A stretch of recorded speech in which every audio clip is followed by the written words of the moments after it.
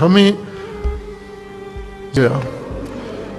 جبکہ مسجد اور گھر کا دروازہ ساتھ ساتھ تھا، 2 قدم پہ تھا. بہت وقت لگ گیا.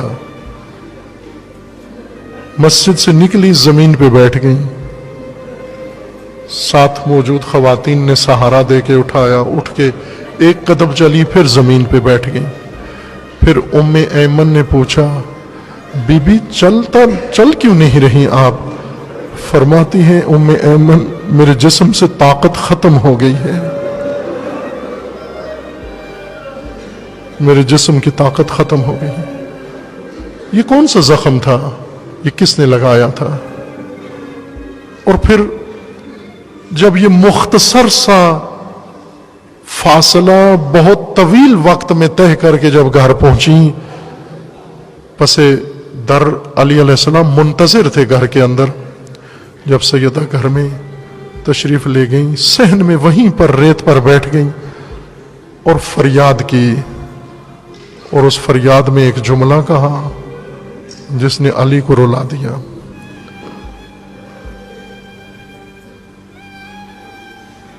جناب سیدہ نے جب گریہ کیا اور جملہ فرمایا، وہ جملہ کیا تھا؟ اے کاش میں مر گئی ہوتی، اے کاش میں موجود نہ ہوتی، آج کا دن نہ دیکھتی. امیر المومنین نے پوچھا، زہرا ایسے لگتا ہے آپ کو حق نہیں دیا گیا.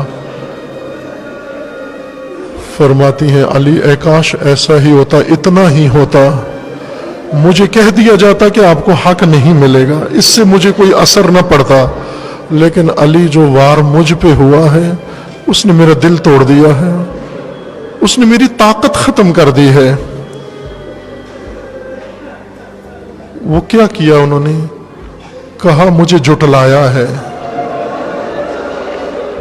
مجھے جھٹلایا ہے. مجھے کہا گواہ لے کر آؤ. علی مجھے جھٹلا کے مجھے ناتوان کر دیا ہے، میری طاقت ختم ہو گئی. عزیز من، یہ وہ زخم ہیں. اور پھر ایک دن علی ہیں، اب سیدہ کے بغیر ہیں، کوفہ کے اندر بے وفاؤں کے شہر میں، بے وفاؤں کے شہر میں حسرت اطاعت لے کر، اور بہت ساری حسرتیں دل کے اندر، ایسی حسرت کہ دل کی بات کس کو کہوں، کوئی موجود بھی نہیں ہے. کبھی قبرستان میں جا کر کسی خلوت میں کچھ فرما دیتے، اور کبھی راویوں کے بقول کسی کنویں میں منہ کر کے اپنے دل کا راز وہاں پر بیان فرما دیتے. اور پھر آرزو کرتے کہ خدایا مجھے اٹھا لے، مجھے اپنے پاس بلا لے، میں ان کے اندر رہنا نہیں چاہتا، میں ان کے اندر رہنا نہیں چاہتا. اور پھر وہ بلاوا آ گیا، وہ شب آ پہنچی. پھر 19 کی شب آ گئی جس کی پیشن گوئی رسول اللہ نے فرمائی ہوئی تھی.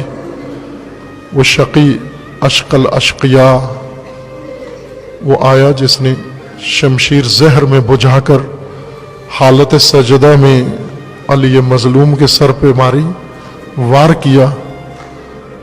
شمشیر کا لگنا تھا، بے ساختہ علی کے منہ سے یہی جملہ نکلا، فزت ورب الکعبہ، رب کعبہ کی قسم میں کامیاب ہو گیا، رب کعبہ کی قسم میں کامیاب ہو گیا ہوں. وہ شب ایسی تھی، اس شب میں آثار تھے. امیر المومنین نے افطار کیا، صرف پانی کے ساتھ افطار کیا.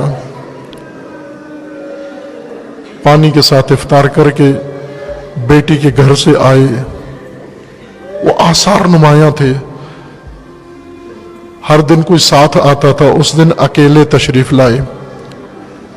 شب سے گویا تیاریاں ہیں علی کی اپنے پروردگار کی بارگاہ میں جانے کے لیے، اور اسی اہتمام کے ساتھ آئے. مسجد میں آ کے دیکھا لوگ سو رہے ہیں، सहरी का वक्त है, लोग सो रहे हैं, इबादत का वक्त है लेकिन जागे हुए नहीं हैं। सबको एक एक करके बेदार किया। और ये मलऊन इब्न मुलजम भी सोया हुआ था, उल्टा सोया हुआ था, इसको भी हिलाया और इसको बेदार किया। अपने कातिल को जगाया, बेदार किया, उठाया, उठ, सहर का वक्त है, अल्लाह का नाम ले, बंदगी खुदा कर। और फिर उसके बाद खुद मशगूल हुए। अजीजान, ये ज़रबत लगी और खबर किस तरह से कूफा में फैली। अहले कूफा को कैसे मालूम हुआ? अहले कूफा को किसी ने जाके बताया नहीं कि अमीरुल मोमिनीन जख्मी हो गए हैं, बल्कि कूफा के अंदर वो यतीम और बेवाएं और नादार और बीमार और फुकरा और मोहताजीन, जो हर शब एक नाशनाख्ता मोहसिन, एक नाशनाख्ता मेहमान के इंतजार में रहते थे। वो मेहमान जो अपने साथ इन सब नादारों के लिए, फकीरों के लिए अपने साथ गज़ा लाता था, दूध लाता, खुरमा लाता, बाज़ों के घर में आकर गैर महसूस तौर पर रख के दस्तक दे के चला जाता कि कोई उसको पहचान न सके कौन है। कई दफ़ा उन्होंने कोशिश की कि आने वाले को पहचान तो सकें, लेकिन कभी भी कामयाब नहीं हुए। नहीं मालूम हुआ कौन आता है। रात की तारीकी में ये ज़रूरियात पहुंचा के चला जाता है। और जिनके घरों में कोई नहीं होता, उन बच्चों को खिलाने वाला वहां पर घर के अंदर जाकर उन बच्चों को अपनी आगोश में बिठाकर उन भूखे बच्चों के सर से खाक साफ करके उनके चेहरों पे शफकत और मेहरबानी का हाथ फेरता, उनके सरों पे बोसा देता, उन्हें सीने से लगाता। फिर उसके बाद अपने हाथों से खुरमा उठाकर उनके मुंह में डालता, दूध का कासा उठाकर उन्हें अपनी आगोश में मां की तरह पिलाता। और कई बच्चों को लोरियां दे के सुला के आराम करके लिटा के फिर उठ के दूसरे घर में चला जाता और वहां से फिर किसी वीराने में चला जाता। उस वीराने में जाता जहां पर कोई नाबीना, नादार, मिस्कीन, जिसको सबने छोड़ दिया है, कोई उसका पुरसान हाल नहीं है, उसके पास जाता और जाकर पहले उसको सलाम करता। फिर सलाम करके वो मुंतजिर रहता और वो पहचान जाता कि मेरा दोस्त आ रहा है। कहां से पहचानता? कदमों की आहट से पहचान जाता है। अली के कदमों की आहट से पहचान जाता कि मेरा दोस्त आ रहा है। लेकिन अजीजान, 19 की शब के बाद यतीम देखते रह गए, बेवाएं हालत इंतजार में रहीं, नादार फकीर दर खोल के देखते थे। उस वीराने में बैठा हुआ बीमार, उसको इनको अपने भूख की फिक्र नहीं थी, अपनी खुराक की फिक्र नहीं थी, बस एक फिक्र लगी हुई थी। वो जो हर शब मेहरबान आया करता था, वो क्यों नहीं आया? खुदा खैर करे, खुदा खैर करे, क्यों नहीं आया? बार बार दर खोलते, बच्चे माँ से पूछते, अपनी माँ से कहते, माँ वो मेहरबान क्यों नहीं आया? कहीं ऐसे तो नहीं कि हमें भूल गया हो, कहीं ऐसे तो नहीं कि हमें फरामोश कर दिया हो। माएँ कहती, ना बेटा, वो मेहरबान ऐसा था, उसके नफस में मेहरबानी ऐसी थी, वो कभी इन यतीमों को भूल नहीं सकता। मुझे खौफ है कुछ हो ना गया हो, कोई हादसा ना हो गया हो। और इसी तरह वो वीराने में बैठा हुआ फकीर, वो नाबीना, वो मरीज जो मुंतजिर था, हर राह गुजर से पूछता था कि लोगों मेरा दोस्त नहीं देखा। एक शख्स रात की तारीकी में कब्रिस्तान के करीब से गुजर रहा था, उसे आवाज दे के पूछता है, और रास्ता गुजरने वाले जरा मेरी बात सुन के जाना। जब वो करीब जाता है تو پوچھتا ہے ادھر ارد گرد میرے دوست کو نہیں دیکھا؟ وہ کہنے لگا میں نے تعجب سے پوچھا تو نابینا ہے؟ میں جب آیا ہوں تو نے میرے قدموں کی آواز سنی، تو نے مجھے اپنا دوست کیوں نہیں سمجھا؟ تو نے مجھ سے یہ پوچھا میرے دوست کو نہیں دیکھا تو میں ہی تیرا دوست ہو سکتا ہوں؟ کہنے لگا نہیں، تو میرا دوست نہیں ہے۔ تیرے قدموں کی آواز سن کر مجھے اتنا پتا چلا کوئی انسان گزر رہا ہے، لیکن میرا دوست جب گزرتا ہے اس کے قدموں کی آواز سن کے لگتا ہے کوئی مہربان گزر رہا ہے، کوئی مہربان گزر رہا ہے، کوئی رحم دل گزر رہا ہے، کوئی ایسا گزر رہا ہے جس کو اللہ نے ایسا دل دیا ہے۔ جب وہ میرے قریب آتا تھا اس کے بدن کی خوشبو سے جو میرا احساس ہوتا تھا، تجھے ملنے سے وہ احساس نہیں ہوا؟ مجھے بتا تو صحیح کہ وہ کون ہے۔ اس نے بتایا میں تو نہیں جانتا تیرا دوست کون ہے، لیکن میں نے ایک بات سنی ہے کہ مجھے اطلاع ملی ہے کہ کل شب کسی شقی نے خلیفہ مسلمین کو مسجد میں ضربت سے مجروح کر دیا ہے۔ جب اس نے پوچھا کہ شہر میں کوئی حادثہ تو نہیں ہوا، کوئی واقعہ تو نہیں ہوا، کہا اور تو نہیں سنا، بس یہ واقعہ سنا ہے کہ امیر المومنین کو مجروح کر دیا گیا ہے۔ بس امیر المومنین کا نام آنا تھا۔ یتیم گھروں سے نکلے، نادار گھروں سے نکلے، فقیر گھروں سے نکلے۔